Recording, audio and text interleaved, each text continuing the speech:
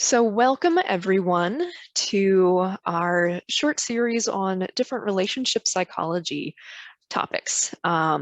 This series was previously branded as Changing Relationships in Later Life, but the content, the focus on relationship psychology and different ways that it shows up for us as we age is the same.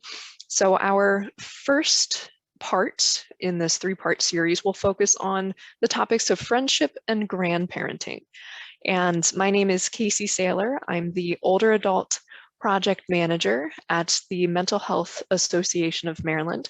And today's presentation is a project of MHAMD's Vibrant Aging Peers program in partnership with the Baltimore County Department of Aging. So we're very excited to be talking with you all today about this topic.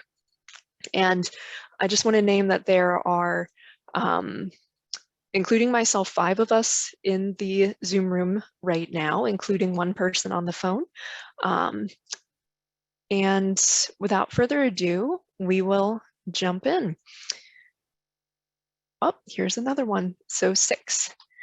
Welcome to our friends on the phone. All right. So I do have a slideshow going. However, I will definitely read everything aloud so you can follow along very easily. So there are some conversation prompts throughout our time together today. And, I certainly have a lot to share with you, but I definitely want to hear what you all have to share as well, because relationships are in relationship, right? So I want to invite folks now to unmute. If you're on the phone, you can do that by pushing *6. And please introduce yourself by your first name and what brings you to today's presentation.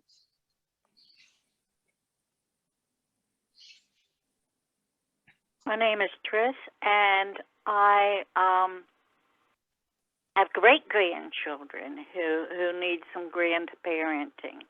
And I won't get into that a lot for another year or so, but I'd like to know what's involved, and as well as friendships. I had a network of people, but I moved, so I developed another network of people, and I'm going to move again. So I guess I'll be developing again another network of friends and how to go about that in old age. Thank you. Thank you, Tris. Yes, changing physical location is certainly a catalyst for having to rebuild our support networks. Awesome, thank you. Mary Ellen, would you like to go next? Sure. My name's Mary Ellen. I just found the topic interesting, intriguing. I have grandchildren and I have friends. So yeah, that's really just curious of what you have to say. Thank awesome. you. Glad you're here. Thank you. Our other friend on the phone. Hi, my name's Linda, and I don't have children or grandchildren, but I'm very close with my niece and nephews and great nieces and nephews. And as they have now all become teenagers and young adults, I'd just be interested in some more ways that I can communicate with them and continue a relationship. Wonderful, thank you. Would anyone else here today like to, oh, we have a couple people joining. Welcome to everyone who just joined. We are just going around and inviting folks to introduce themselves and by their first name and a line about what brought you to today's presentation. And our friends on the phone, I would like to invite you to mute when you're not speaking by hitting *6.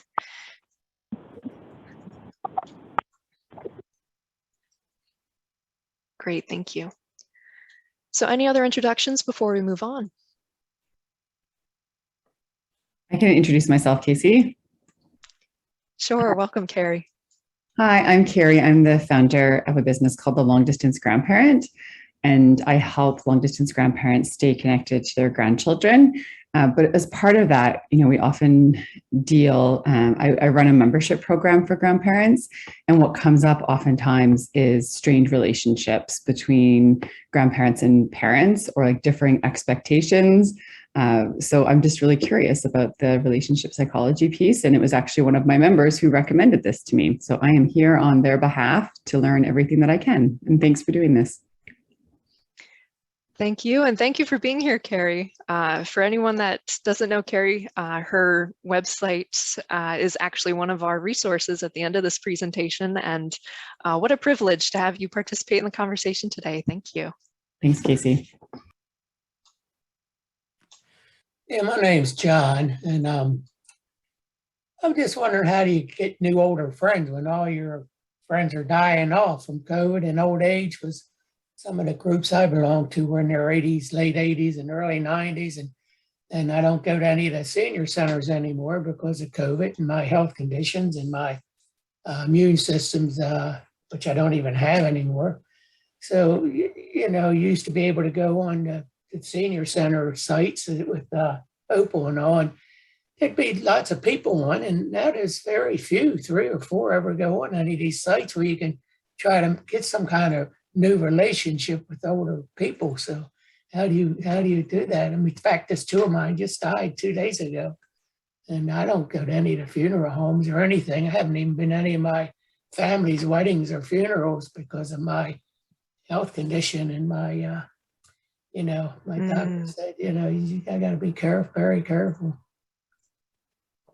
So how do you get new friends? In fact, one of them called me last Thursday, and I saw it on the caller ID. I was busy and didn't get to call him back, and I went to call him back yesterday, and I see his obituary in the paper.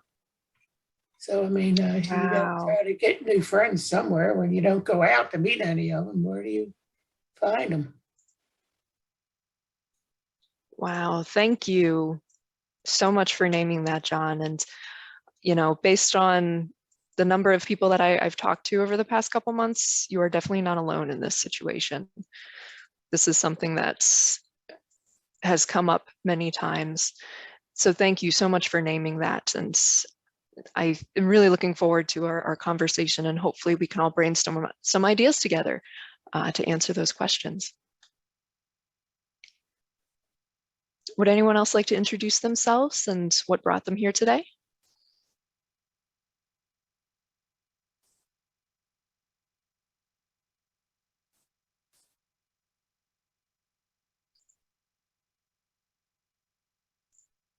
All right.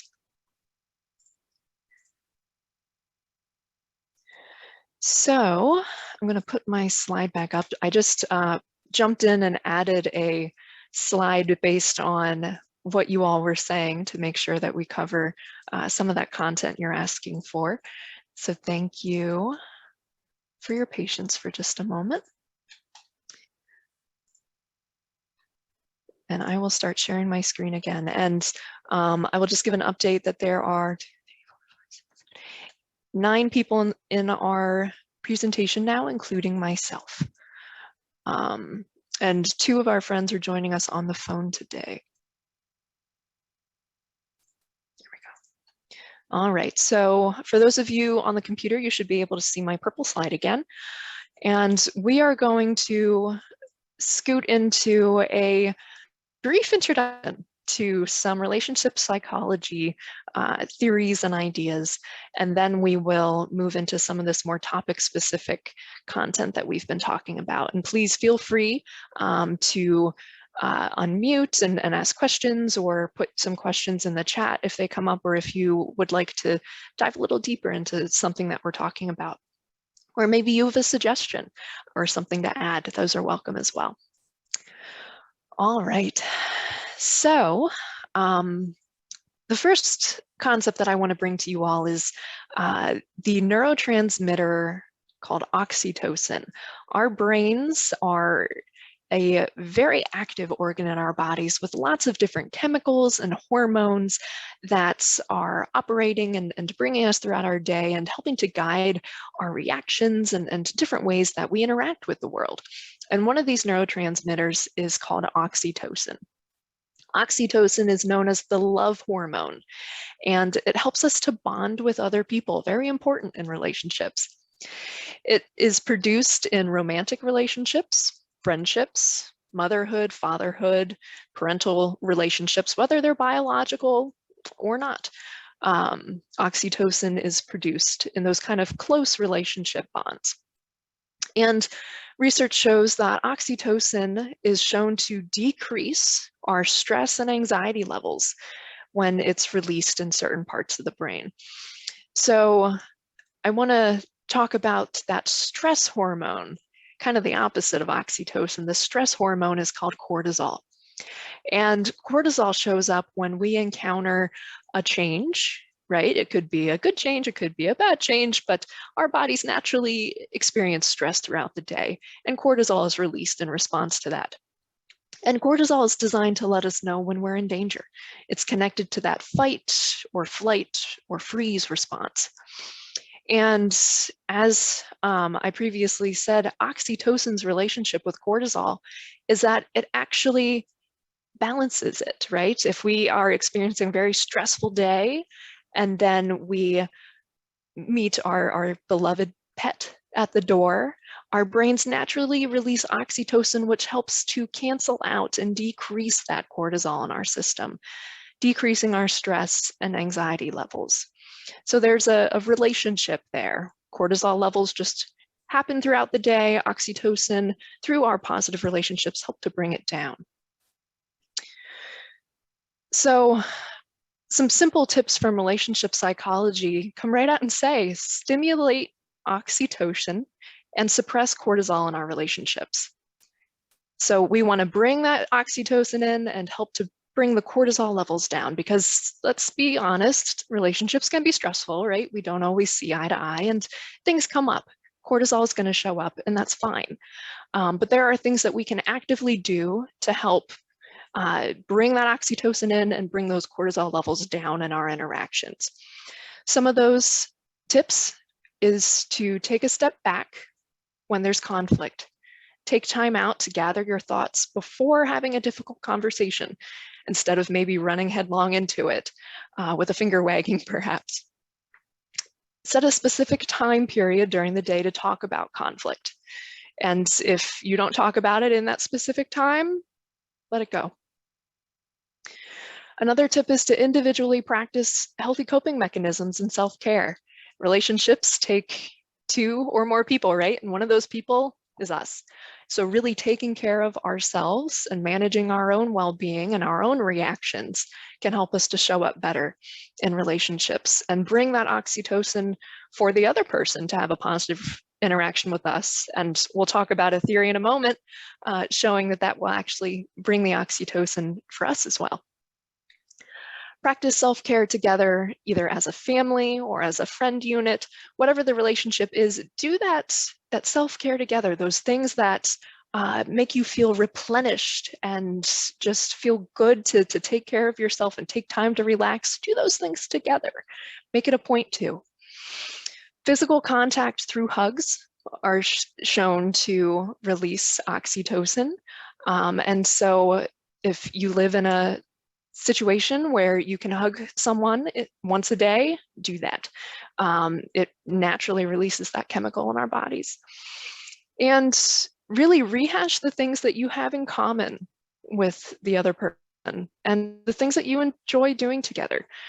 Our brains have a natural tendency to focus on the bad and the difficult going on around us and in the world. And unfortunately, sometimes that can zoom in on the other person that we have a relationship with. Well, you always do this, and there's always something to complain about, whatever it may be.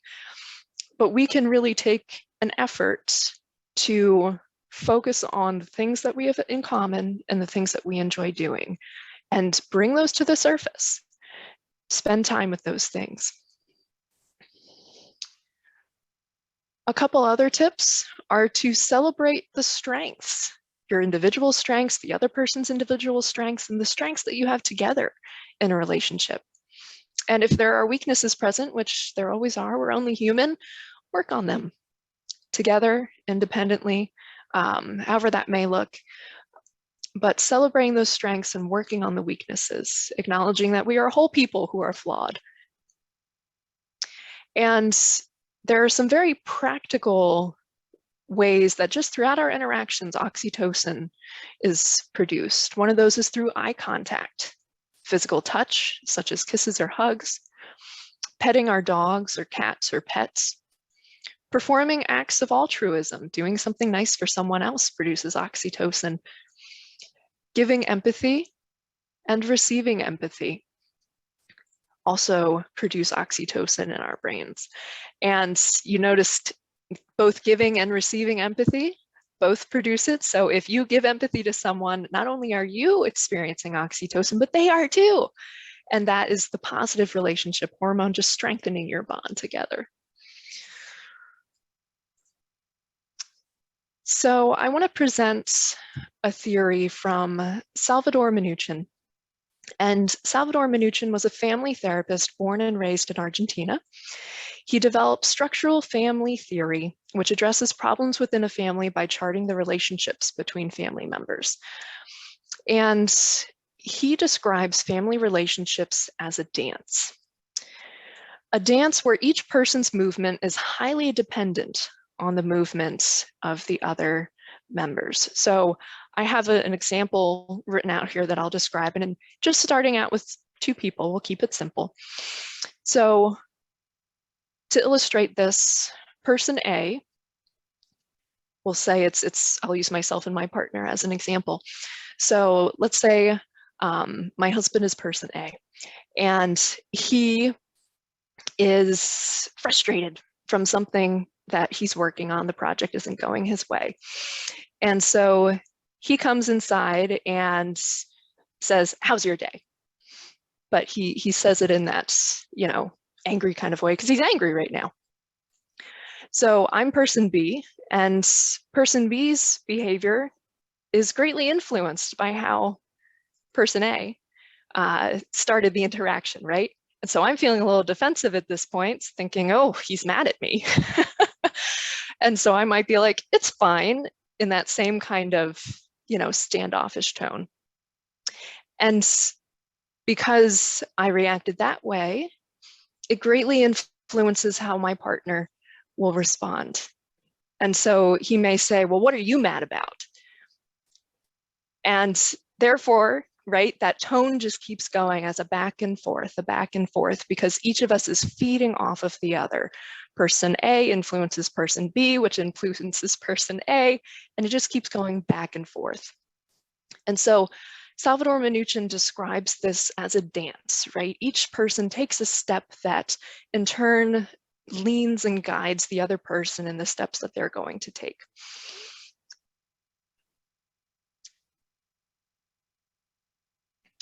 Another theory of interaction and relationships comes from William James. And William James was a psychologist and philosopher who had a major influence on the development of psychology in the United States, specifically in the early 19th century, 1842 to 1910. And he had many accomplishments and many theories, and he's often referred to as the father of American psychology. And I'm bringing up William James because he ventured that happiness is reflected in the ratio of one's accomplishments to one's aspirations or expectations. To adapt this theory to relationships, you get the equation on the slide here. So happiness equals success over expectation. Success being the degree that others meet your expectations, right? Because we all go into relationships with expectations that we are expecting people to meet.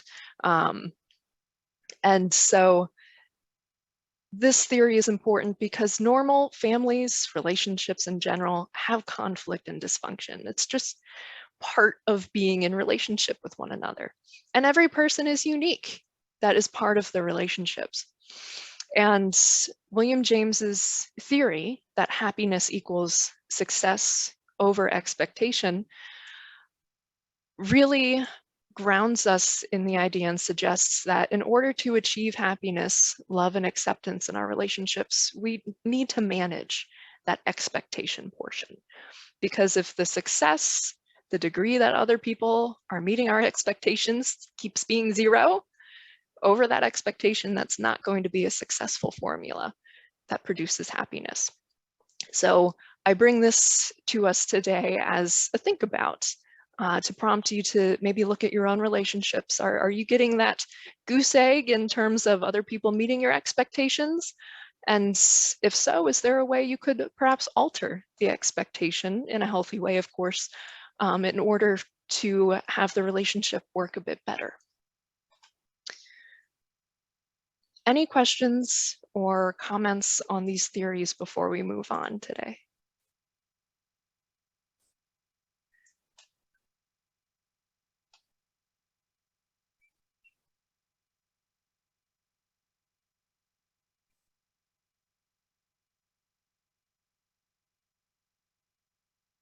All right. If any bubble up as we go along, please feel free to bring them up. But I want to shift now with these relationship psychology ideas kind of percolating in our minds. Let's think about friendship particularly. So I want to ask the group, when I say the word friendship, what comes to mind? You're welcome to put it in the chat or unmute and say it to the group.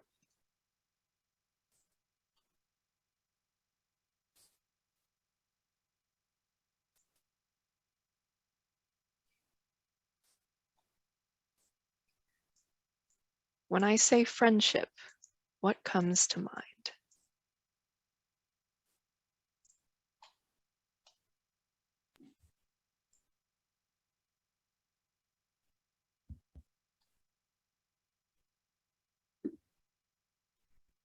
Casey, I was thinking about a couple things because just in the last several years, I have moved to a lot of different locations.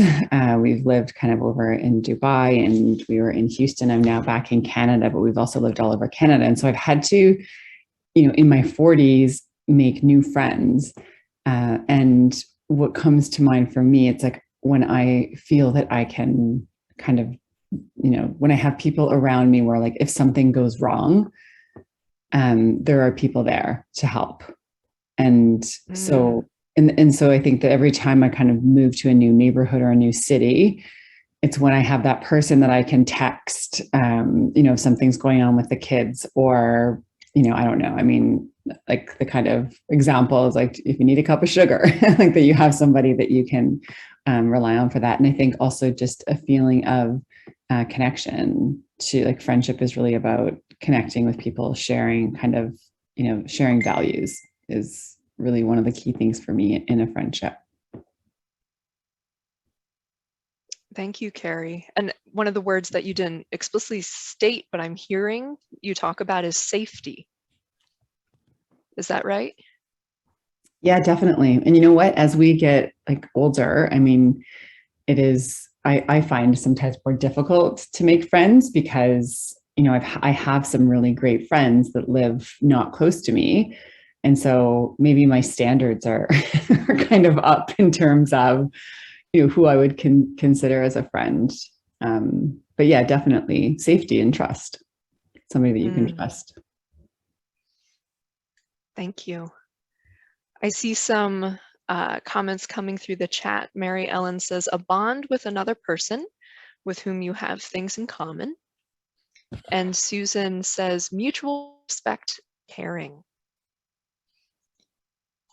Yes, thank you, everyone. Any final thoughts before we move on what comes to mind with the word friendship?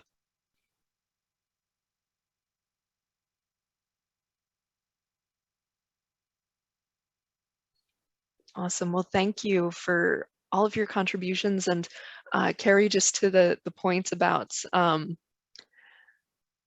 you mentioned you have really good friends, but they're not near you, and the standards for finding friends.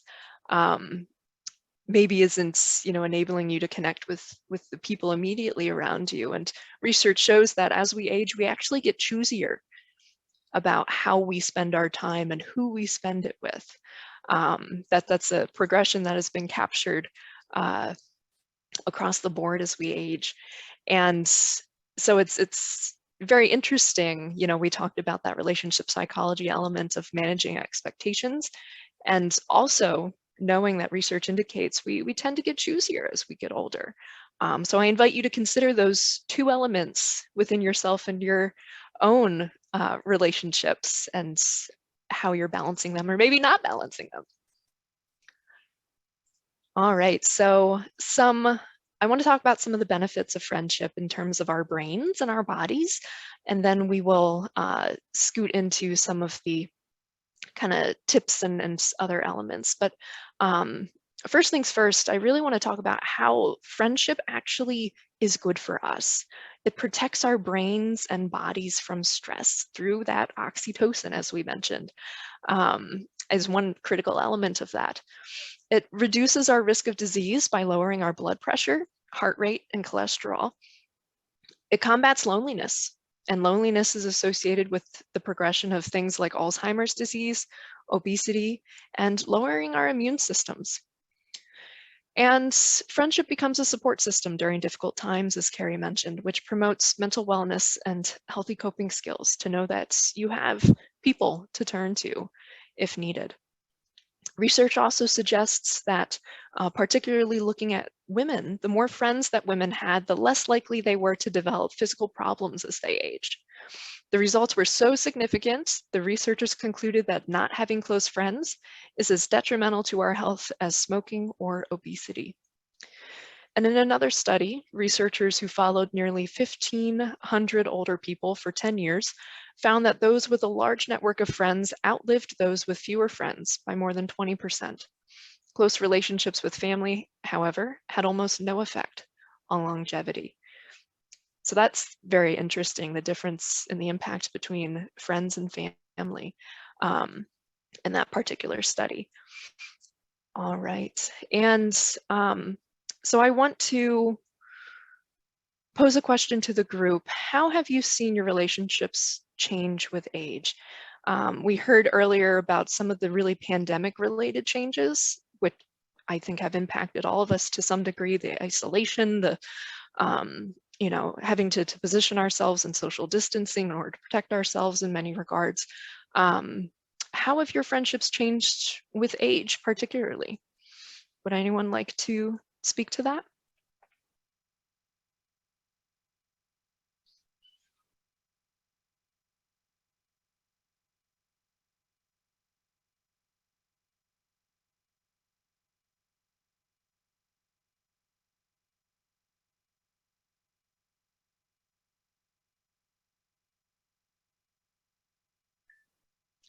Someone also mentioned earlier the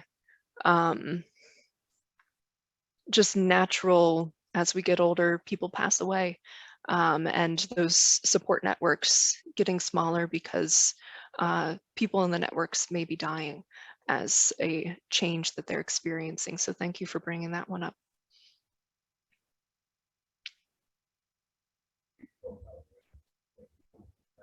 I definitely see that with, so my father's in his early 80s, and, it's been a particularly tough time during the pandemic. But what I've noticed that, he has lost some of his best friends.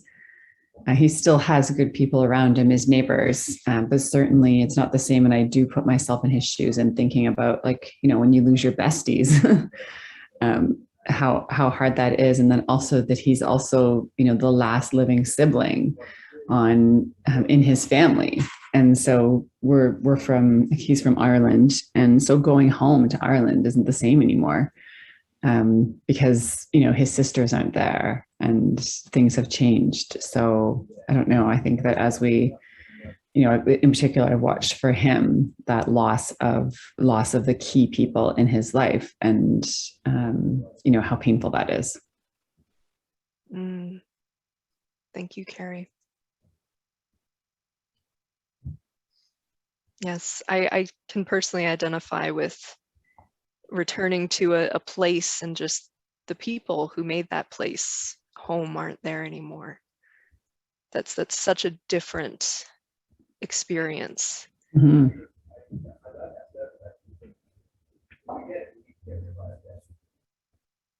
Any final thoughts before we move on from the group?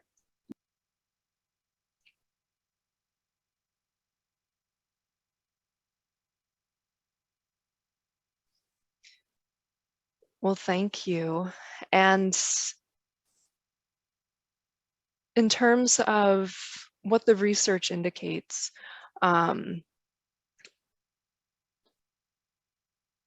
it is important to note that relationships change throughout our lives, right? There are life stage specific relationships that just happen because they're convenient. If you are a parent with young children and you meet other parents with young children, hey, you have play date friends and you just hang out because that's the thing to do at that time.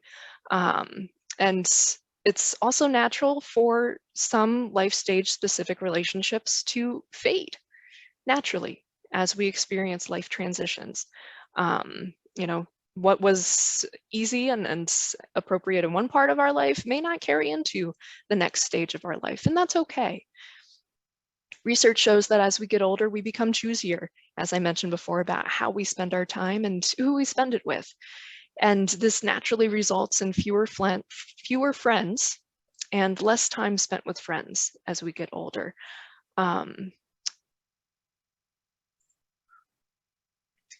There's also a difference captured between men's relationships and women's relationships. And research indicates that men's friendships tend to be shoulder-to-shoulder encounters. We get together to do something and we're here, we're together, but doing the thing is the real purpose of being together. This is, I don't remember the name of the program, but there's a program that is gaining steam across the country that builds workshops for older men just to come together and work on projects. Well, let me rephrase that, to have a place to go to work on projects where other people are doing it as well, naturally facilitating those shoulder-to-shoulder encounters. Women, on the other hand, generally construct friendships around face-to-face encounters and share more emotional content in person. And therefore, female relationships tend to require more maintenance, according to research. So to give you a different example, the points in women's relationships may be to go to lunch and have conversation and have that face-to-face emotional connection. And so that's a juxtaposition that the research shows. A myth is that getting older means I'm going to be lonely. This is a common myth that we hear as we age, and I'm here to tell you that it's a myth. There's a difference between loneliness and isolation. And just because we are isolated or distanced from other people, not in physical proximity with other people, doesn't mean that we have to be lonely. Loneliness, on the other hand, is that feeling of not being connected to other people. And we can be connected with people and not in proximity. As Carrie mentioned, I think she's joining us from Canada today. She is not in our proximity whatsoever, but we are connected. And so through this lens, making new friends as we age, I want to encourage folks to get involved in activities that you enjoy. Create those situations where those shoulder-to-shoulder encounters can happen, whether you're male or female. But get involved in activities you enjoy just to naturally put yourself in environments where other people are.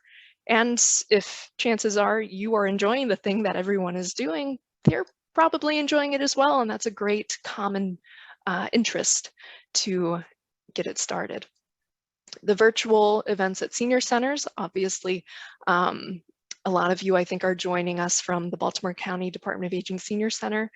listing today, but you can also find other events, both virtual and happening in person, at the senior centers, regardless of what state or country you're in. Meetup.com is another great resource. And I know for us, we post all of our events and encourage a lot of our partners to post their events there as well. And there are things ranging from organizations holding a formal talk like we are today to, hey, I want to connect with other 50-somethings to walk in the park once a week. All of that, big span of things is available on Meetup.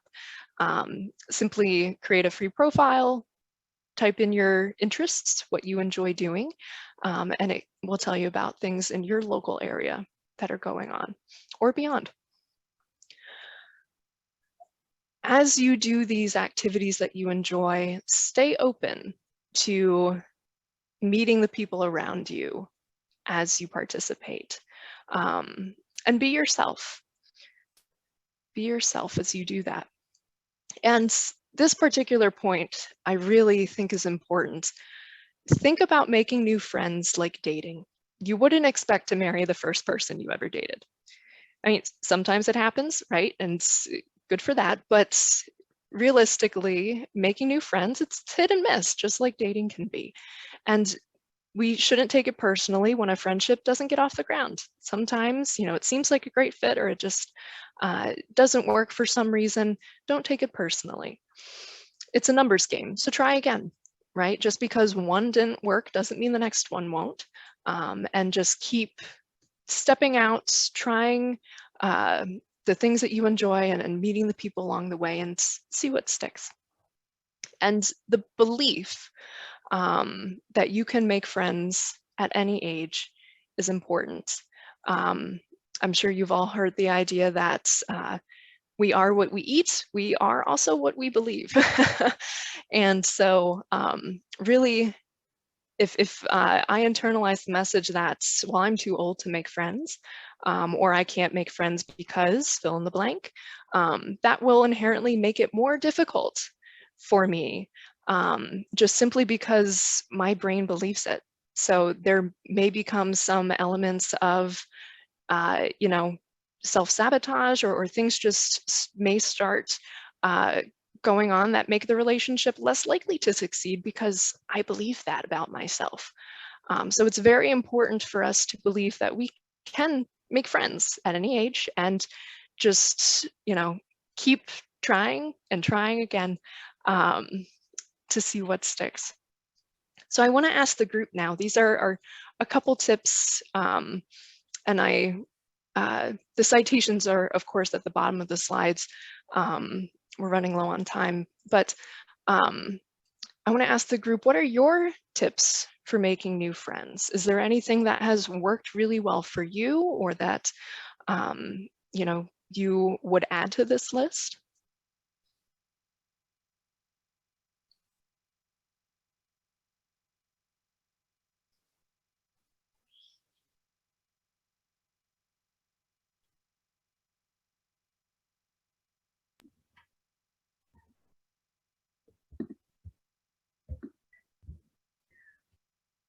Carrie. Yeah, I was just thinking about intergenerational friendships and how kind of being open to making friends with people who are younger and older. And so I'm actually an older mom. I'm 46 and I have a 3-year-old. And so all of the other parents are honestly sometimes 10 years younger than I am. And so needing just to be, and so, which means that they're an entirely different generation.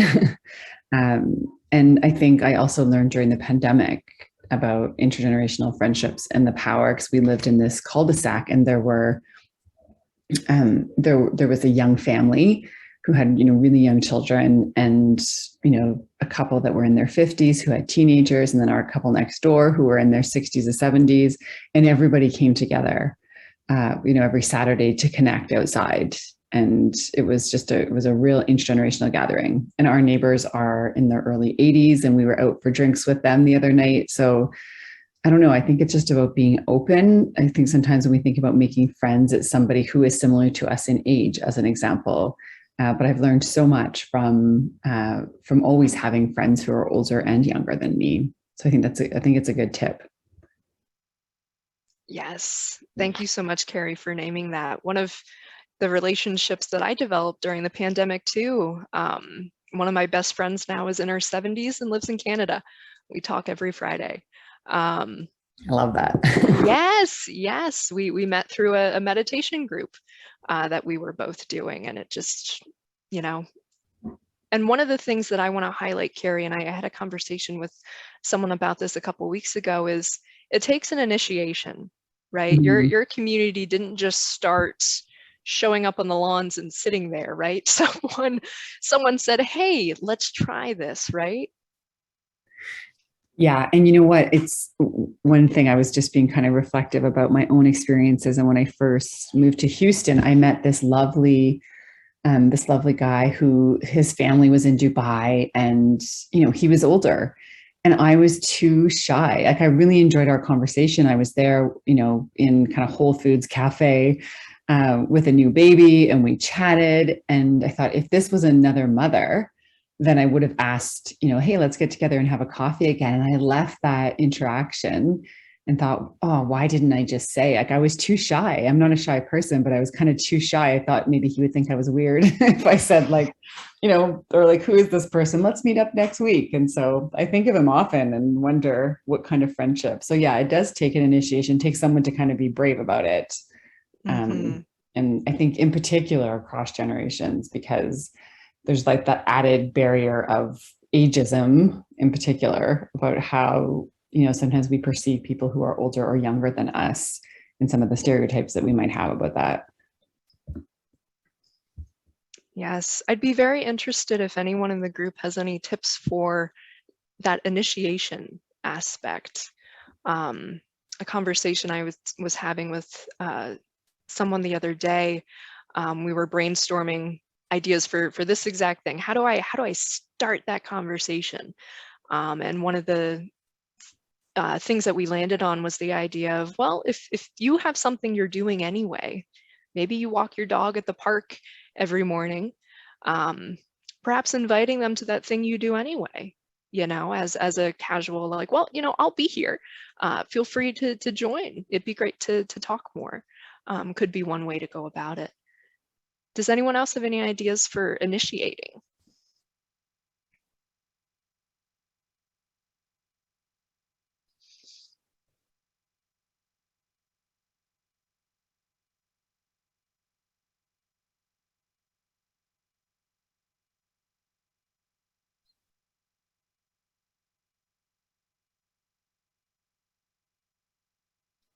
If any bubble up, I want to invite you to put them in the chat, and we will be sure to circle back and bring them to the group. But I'll just add that that's, you know, initiation of, I'm doing this anyway, you're welcome to join.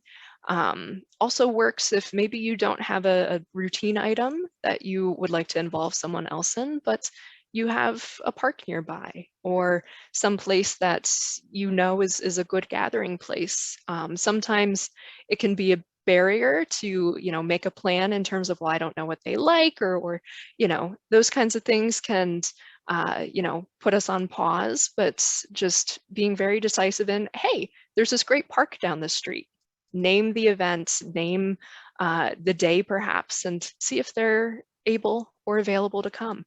And that can work with an individual or in a whole group. The individual I was talking to goes to a Zoom group every week, and they were trying to figure out, how can I invite the room to something?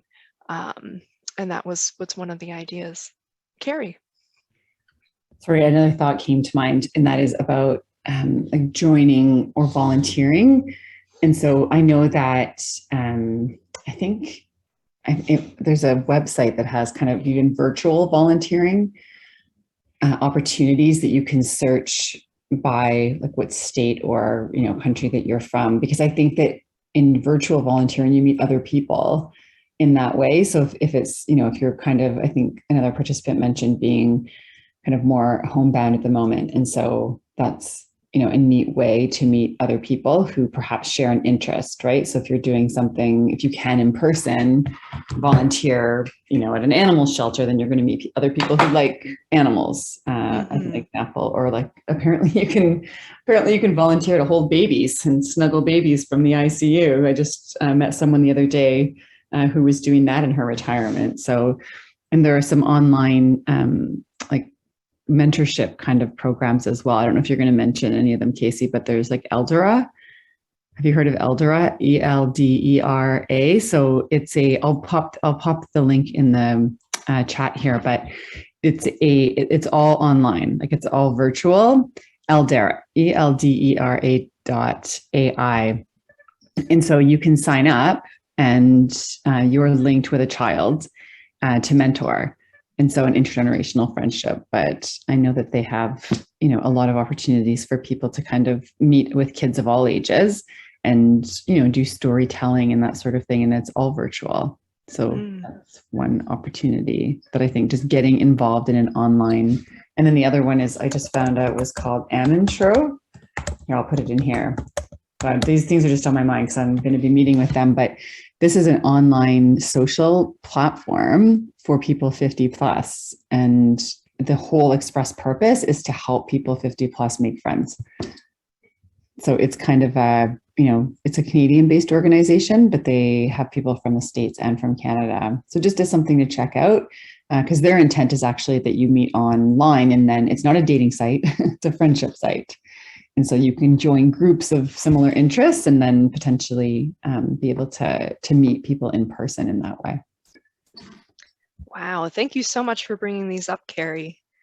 And these are in the chat, both eldera.ai and www.amintro.com is the second one, the social networking site for 50 plus.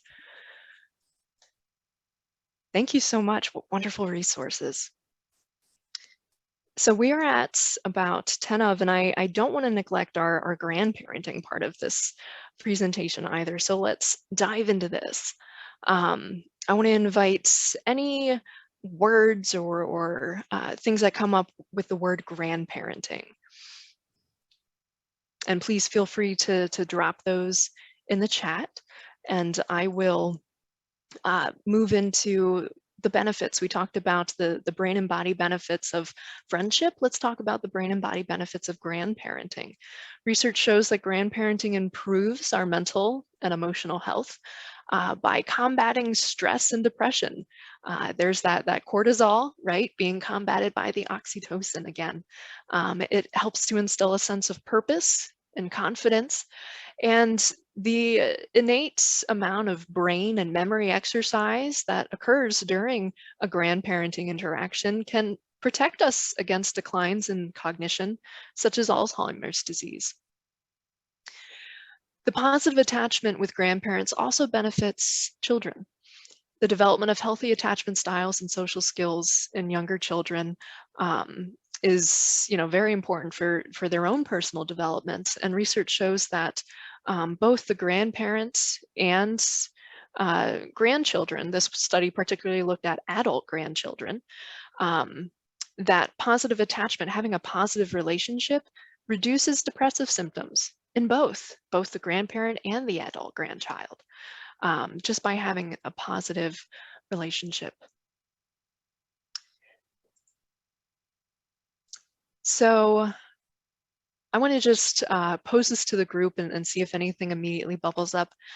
Any comments on how being a grandparent has been different from parenting your own child? For any of our active grandparents right now, any thoughts?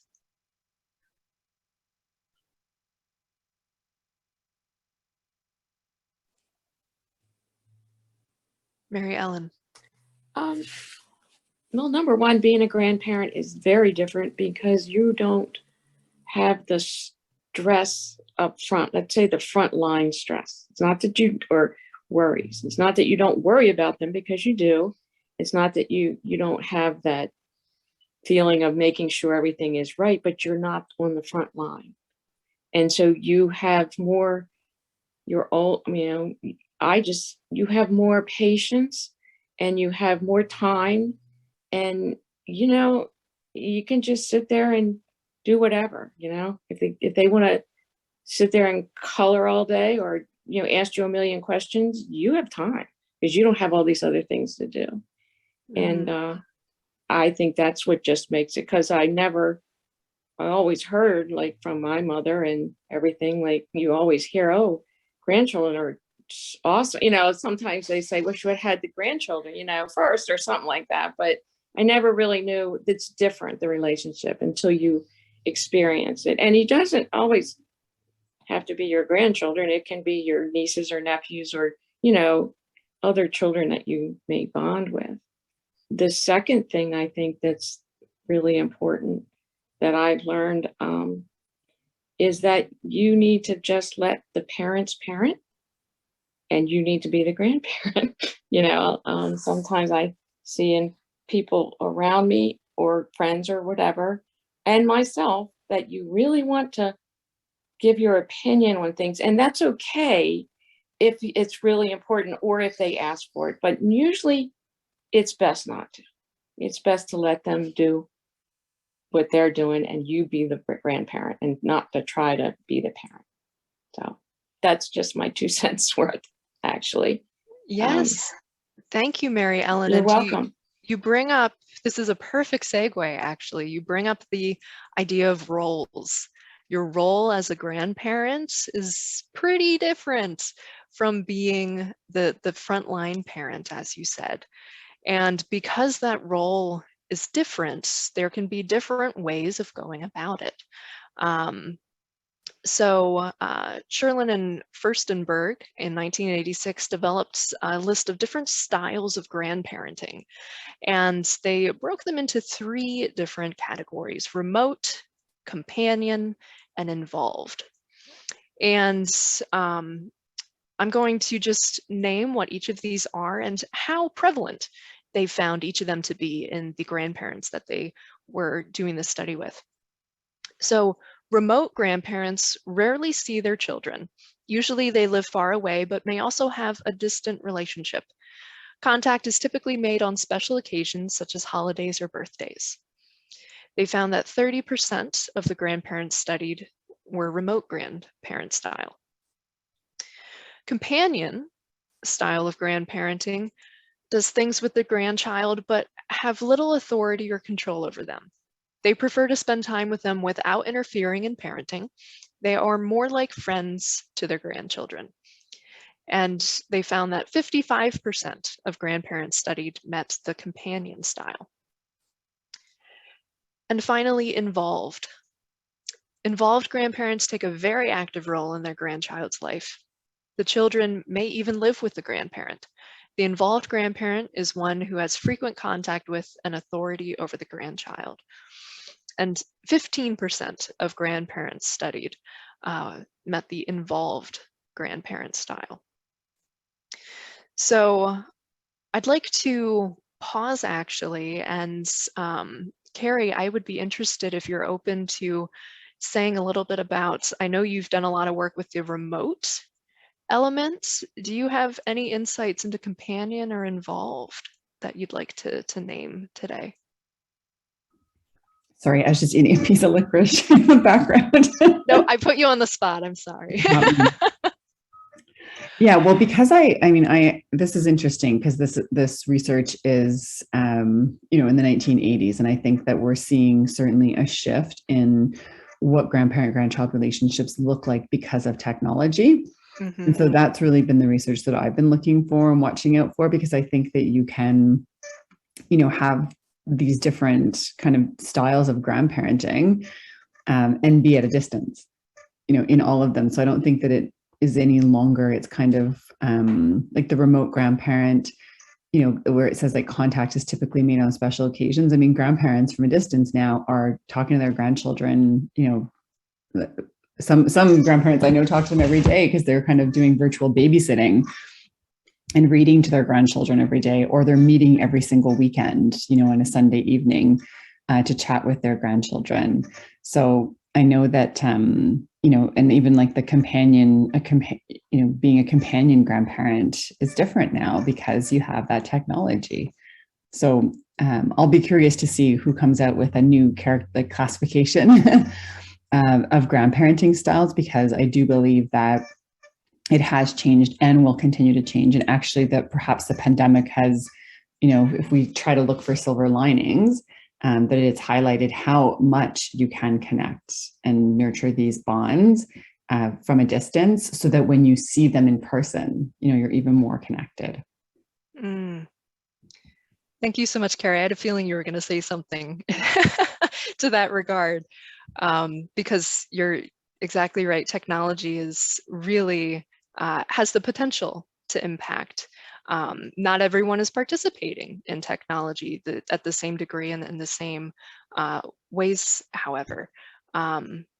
So the reason that I brought these styles to us today is for our information, for anyone who is actively grandparenting or has young children in your life, or older children in your life. I want to invite you to consider these. Obviously, as Carrie was saying, these are not as kind of deep buckets as they used to be.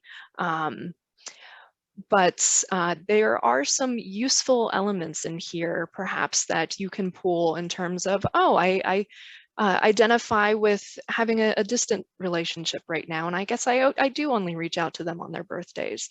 And for me as well, the number of grandparents in the studies that aligned with each of these, I wanted to bring to the group too, as a kind of validation of there are other people that are identifying with these behaviors and these categories as well. And as Carrie mentioned, this is from 1986, and these buckets have become a bit more stretchy, and they look a bit different now as the technology and things have changed. But I still think there's some helpful elements to understand our own behavior, and perhaps ask yourself if you're identifying with perhaps the remote style, or the companion or the involved style. If you're identifying with one of these, is that the role you want to have with your grandchildren? Consider that question for yourself, and if not, what can you do to make that relationship more meaningful? And we're just about at time, so I'll skip to the meaningfully connecting elements. Meaningfully connecting is the key, as Carrie mentioned, and intentionally staying in touch through things like phone calls, video chat, texting, writing letters, sending care packages. Research shows that the more interactive the medium, the better it is, the more impactful it is. So having a video conversation can be more impactful, present more oxytocin in the relationship, and have a stronger bond potentially than a texting relationship. However, all of them together in different ways, or doing what you can do, right, still is worth it in a meaningfully connecting kind of way. Other ideas can include, if you have older grandchildren, attending a virtual class or joining a virtual club together, or an in-person club if that's possible and you're in the same place. I included Bob Ross. Watch a Bob Ross episode and do the painting together. You could do that in the same room or in different states with the telephone and the video playing in the background. Read the same book and chat about it, like a personal book club. Another idea is backyard bird watching, sharing photos, whether you're in the same place or separate. Board games are available virtually. And we've also put together some lists of virtual things to do in Baltimore County and beyond, and some ideas for connecting that you're welcome to peruse. And there's a link here to the longdistancegrandparent.com, which is Carrie's website, with just tons more ideas, and I believe a weekly newsletter for different ideas around specifically connecting with grandchildren in meaningful ways. And then the last thing I'll mention is In order for us to meaningfully connect with the people around us, we need to take care of ourselves and make sure that we are in a state where we can show up in a positive way. And so managing our own cortisol levels, right? Making sure that we are participating in healthy coping mechanisms for ourselves so we can be present for another person and receive them in a way that will be a positive A, B, right? Interaction instead of a negative person A, person B interaction, as our formula at the beginning showed. So we are at 12:03. That is all of my content. Thank you so much for joining us today. And I will stick around for a couple minutes and open it up for any questions or comments that you would like to bring to the group. Otherwise, it's been lovely spending this time with you all. Thank you so much.